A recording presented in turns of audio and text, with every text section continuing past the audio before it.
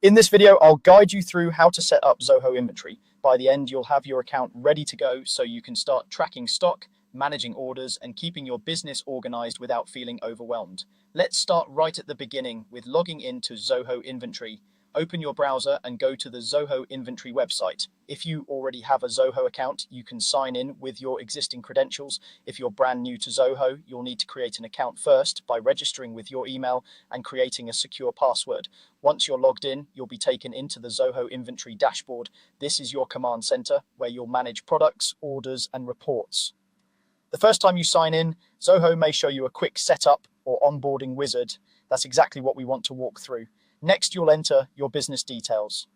This step is important because these details appear on your invoices, quotes, and other documents you send to customers.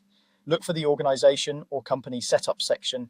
Here, you'll be asked for your business name, address, contact details, and possibly your business type or industry. Take a moment to double check the spelling of your business name and make sure your address is correct, especially city, state, and postal code. If you use a specific logo, there will usually be an option to upload it so it appears on your documents. Adding this now helps your branding look professional from the start. When everything looks right, continue to the next configuration screen. Now it's time to configure your taxes and currency. This is a critical step because it affects how your prices, invoices, and reports are calculated. First, choose the primary currency you'll be working with.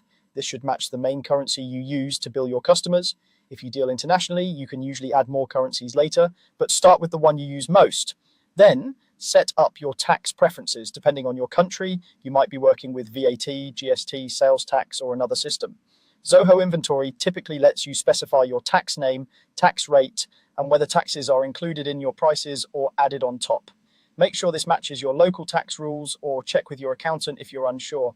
Getting this right now will save you a lot of editing and corrections down the road. After that, you can set up warehouses if needed. Warehouses in Zoho Inventory represent physical locations where you store stock, such as your main store, a back room, or a separate distribution center. If you only have one location, you can usually stick with a single default warehouse and simply confirm the details. If you manage inventory across multiple locations, add each warehouse with a clear name and address so you can easily recognize them later, for example, main warehouse or storefront.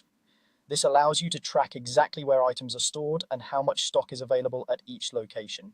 Once you've gone through these sections, it's time to save the setup.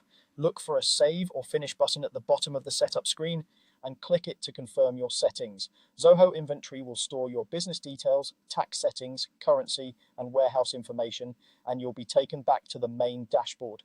From here, you can start adding items, creating sales orders, and using the features with the confidence that your basic setup is correct. That's all you need for the initial setup of Zoho Inventory. You've logged in, entered your key business information, configured taxes and currency, set up warehouses if you need them, and saved everything so your account is ready for daily use.